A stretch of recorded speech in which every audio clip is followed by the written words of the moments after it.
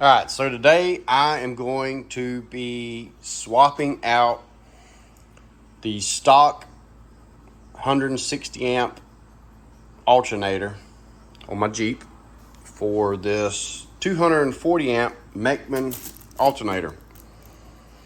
And the reason I'm doing that is because I am upgrading the stereo system, which I'll have more videos on that later, but this is kind of the first step that I'm taking because you gotta have I'm upgrading the my Rockford Fosgate amps, and not to get too far ahead of myself, but I'm going to a 1500 watt amp, and I've already got a 300 watt amp in there too. So before I upgrade the amp, I'm gonna go ahead, put the new alternator in. Should give me plenty of amperage to do what all I need to do.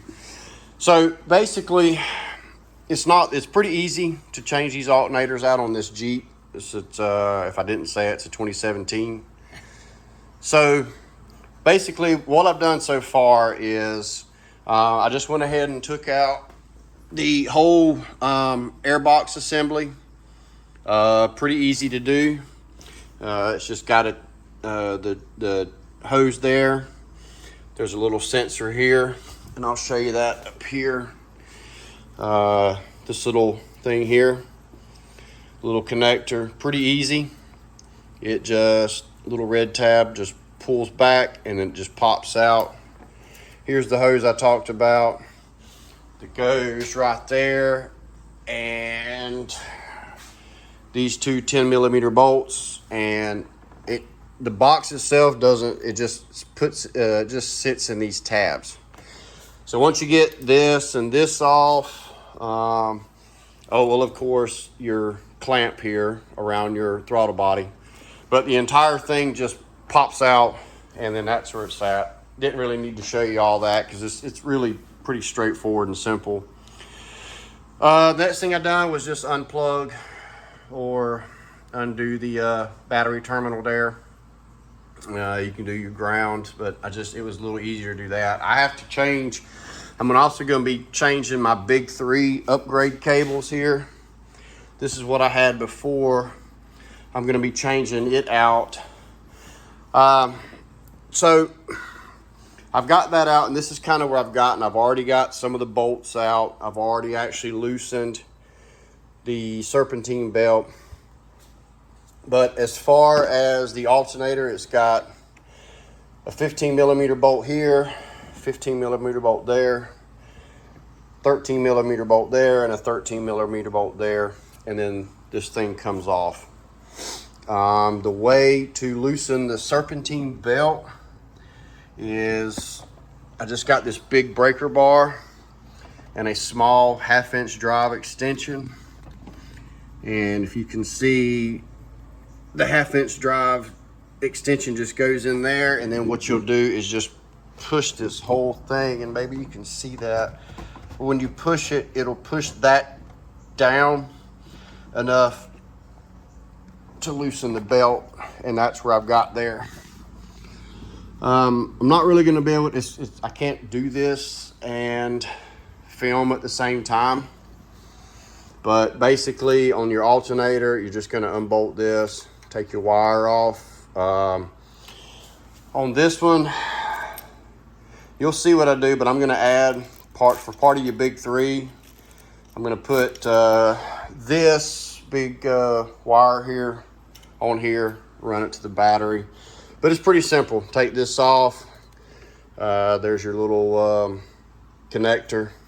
Take that off your alternator, and then right now all I have to do now is just take it off.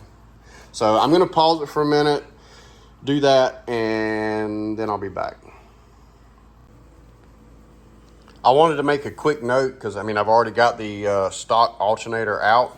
It was really just that easy.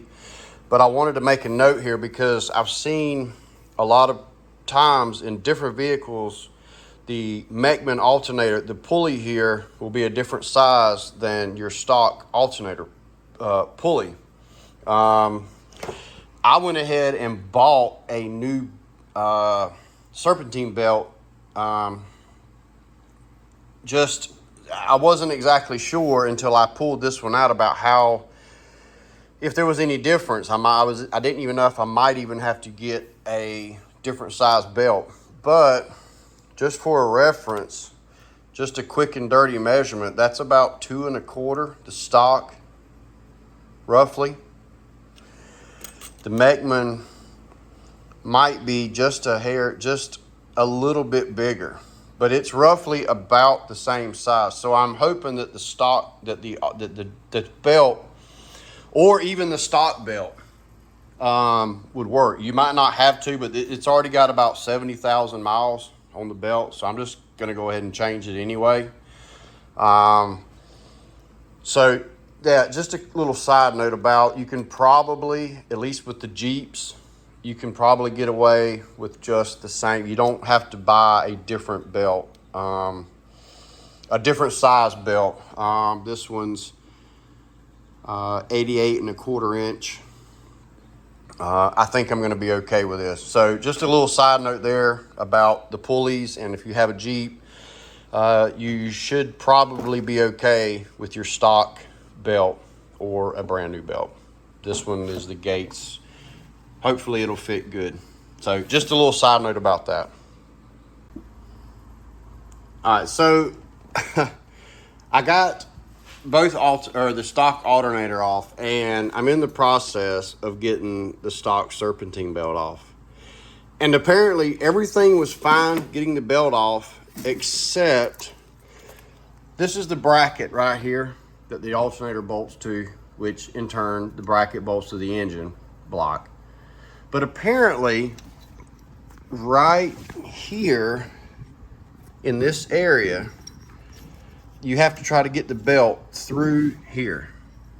Don't know if you can see that, but it's like I cannot get the belt between the air conditioner line and this bracket. Like right here, I cannot get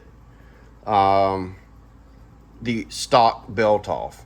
Why Jeep could not have gave like another 1/8 of an inch or something right here to get this belt off.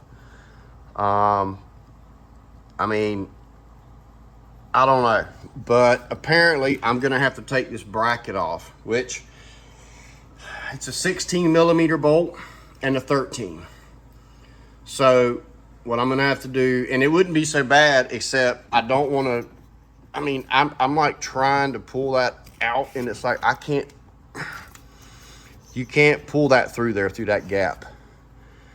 And I don't want to mess my new belt up putting it on, so I'm probably gonna have to take this bracket off. So there's a note there that you might as well just take this bracket off too if you're gonna do this. So just thought I would throw that in there. So be back. All right, so new alternator's back in, new belt's on, everything's all back in place. Really not that hard. Connections back on. I did make a few changes to my upgraded Big 3 that I put on. I did the grounding here. By the way, this is 2-aught welding cable. 2-aught welding cable. Ran the ground from there to the battery. And on the power side, I left the stock alternator wire and just added this 2-aught here. Goes right around to the positive. So got that. Come around here at 2,000 RPM. It was right at about 14.2 volts. So that's good. Just gonna see what it's normally charging at here. It was right around 14.1, which is about where it's at. So real good there. Just to show you, here's all of the grounds that I got. kind of had this, but one's going to the frame. There's I think that one runs to the block. Here's all the dogs. They come to say hey. So yeah. Here are my, these are my amplifier wires, which another video about that coming. Like I say, I've got upgrades there. This is what I got going on here. One more thing. People always talk about a fuse right here. I do not have a fuse going from here to this right here. I know everybody, I know you're supposed to always put a fuse. In this case, I didn't. So I guess I would always recommend doing it. Maybe do as I say, not as I do kind of thing. So I guess I would recommend a fuse, but I did not run a fuse from here or on this power wire. So I'm sure somebody's gonna maybe say something about that. I just did not need to do that, or I did not do that in this case here. So yeah, really happy, really not hard at all, even having to take off, even having to do the bracket down there and anything else, not that hard. This is what we got. So hopefully got more coming with the other amp upgrades and all that. So that's gonna do it for this one. Thank you for watching.